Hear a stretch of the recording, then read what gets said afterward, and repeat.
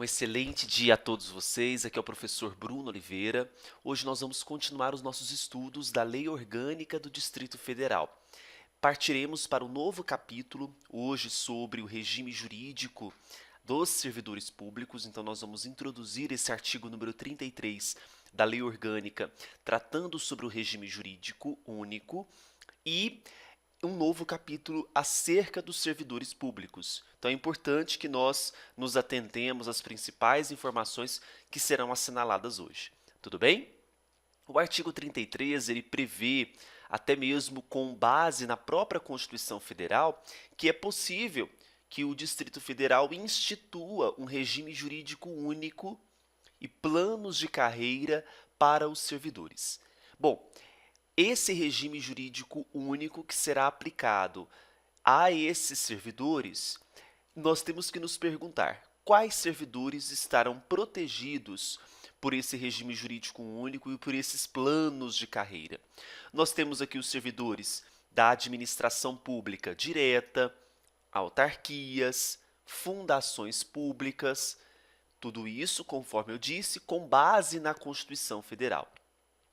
Para que seja estabelecido esse regime jurídico único, é importante que entidades que estão a favor na proteção desses servidores públicos sejam ouvidas.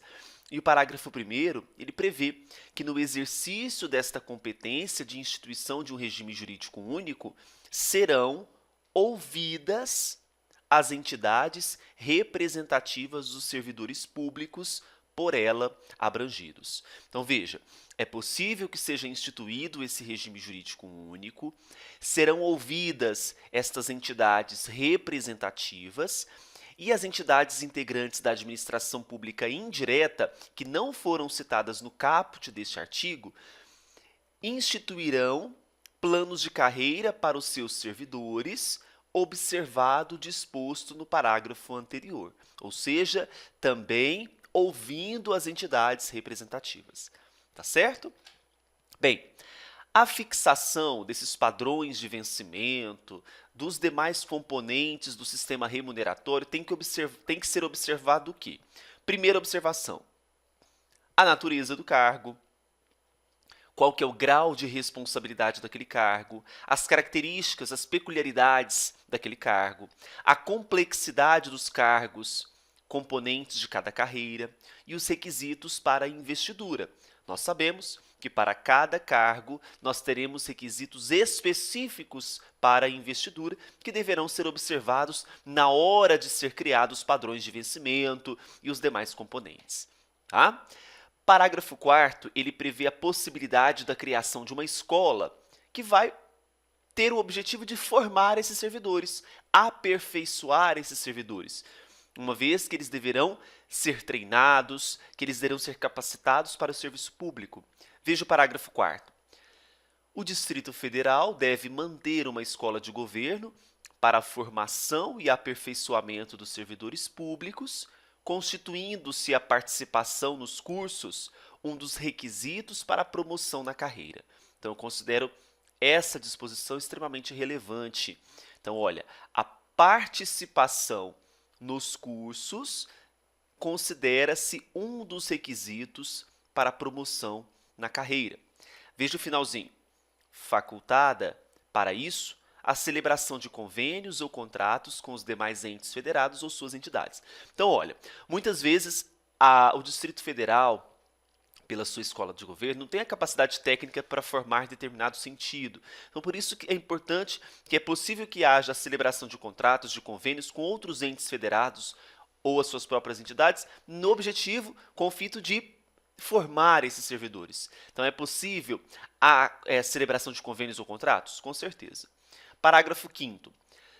O membro do poder, o detentor de mandato eletivo, os secretários de Estado, os administradores regionais e os demais casos previstos na Constituição Federal são remunerados exclusivamente por subsídio, fixado em parcela única, vedado o acréscimo de qualquer gratificação, adicional, abono prêmio, verba de representação ou outra espécie remuneratória, obedecido, em qualquer caso, o disposto no artigo 19, inciso 9 e 10. O mais importante aqui é que esses membros que eu citei, membros de poder, detentor de mandato eletivo, secretários de Estado, administradores regionais e também os servidores públicos organizados em carreira, veja que em regra, esses citados eles serão remunerados exclusivamente por subsídio, mas o parágrafo 6º prevê também que a remuneração dos servidores públicos organizados em carreira poderá ser fixada nos termos desse parágrafo 5º. Então, também, alguns servidores organizados em carreiras poderão ser remunerados por subsídio. Parágrafo 7º. A lei complementar pode estabelecer a relação entre a maior e a menor remuneração dos servidores públicos, obedecido em qualquer caso o disposto no artigo 19, inciso 10, que aborda sobre o limite máximo de remuneração no âmbito da administração. Então, quando vou estabelecer o limite entre a maior e a menor remuneração, isso será feito por uma lei complementar. Não será uma lei ordinária, não será um decreto, não será uma resolução, e sim uma lei complementar. Parágrafo 8º. Os poderes executivo e legislativo devem publicar até 31 de janeiro de cada ano os valores do subsídio e da remuneração dos cargos e empregos públicos, com o objetivo de dar o quê? Publicidade. Isso tem que ser feito até dia 31 de janeiro. Veja que não é facultativo, isso é obrigatório por parte do Poder Executivo e do Legislativo.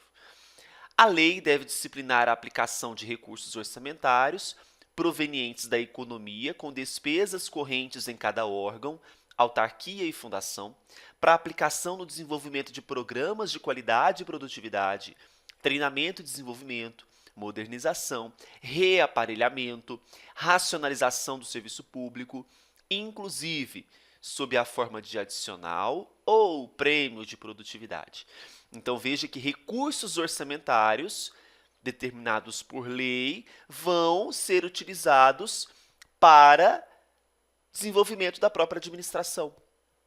Aplicação em programas de qualidade e produtividade, treinamento, desenvolvimento. Então, nós vamos ter recursos próprios para isso.